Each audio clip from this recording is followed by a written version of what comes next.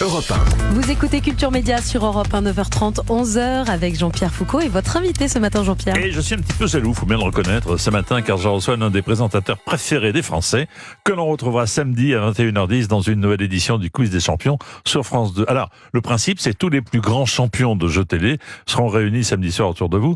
Vous les avez sélectionnés sous quels critères?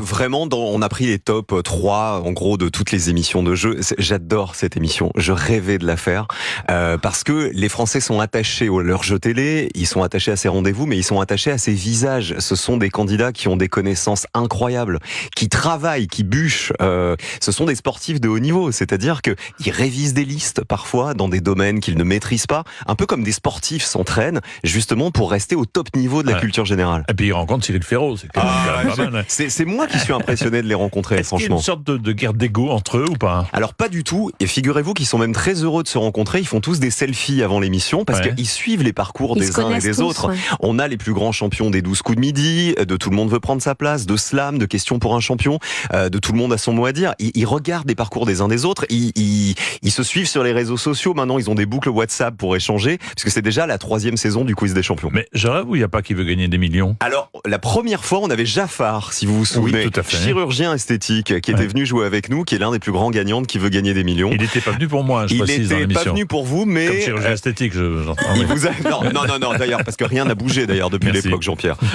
Alors, vous avez remis au goût du jour, Cyril Ferraud, le jeu en prime time et ça cartonne. Comment vous expliquez l'intérêt des téléspectateurs pour ce genre d'ailleurs, qui avait un petit peu tendance à faiblir? Parce que ça rassemble. En fait, aujourd'hui, il n'y a rien de plus simple que de consommer une série sur Netflix, sur sa tablette, dans sa chambre, dans un coin du canapé.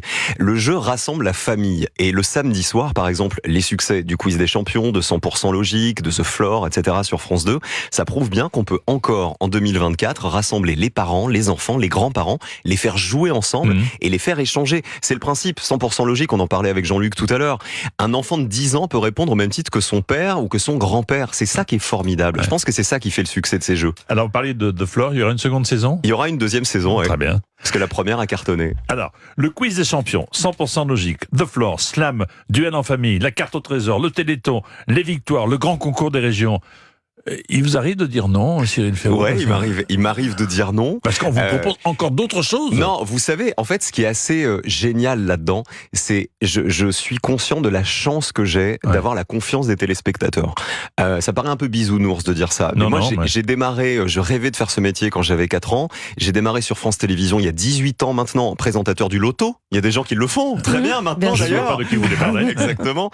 Et en fait, j'ai gravi les étapes petit à petit. On m'a pas bombardé toute cette liste que vous venez de donner. C'est pas l'année dernière où un beau jour on m'a dit tiens, on va te filer tout ça au fur et à mesure. C'est que la relation de confiance s'est établie avec les téléspectateurs, s'est établie aussi avec mes patrons à France Télévisions.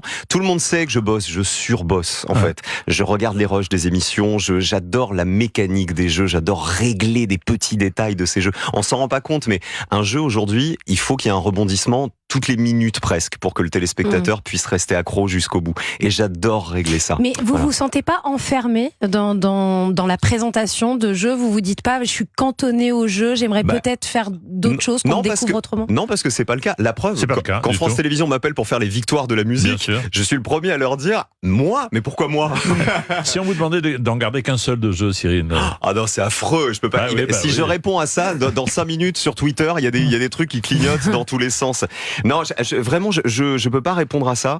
Je suis très attaché, je suis consciente de la chance que j'ai, vraiment, de faire le métier qui me faisait rêver, d'avoir la confiance des téléspectateurs. C'est votre cas aussi. Exactement. Voilà, Jean-Pierre. Et surtout d'avoir le même plaisir et vous savez, les mêmes étoiles dans les yeux. Quand j'arrive sur un plateau et que je vois un décor et que je vois 200 personnes dans un public, je me dis, waouh, le petit garçon qui, quand il avait 14 ans, présentait Fort Boyard devant sa télé ou qui veut gagner des millions, voilà, c'est quand même parce chouette. Que vous faites plein de choses que vous ne vous lassez pas, parce qu'on peut dire tiens, slam, ça fait plusieurs années, on pourrait se lasser, on connaît la mécanique, etc. Vous vous lassez jamais? En fait, je ne me lasse jamais. Je ne suis jamais arrivé sur un tournage en étant lassé. Je me dis toujours comment je peux me renouveler. Voilà. Et je pense que le jour où je n'arriverai plus à me renouveler sur un programme, vraiment j'arrêterai.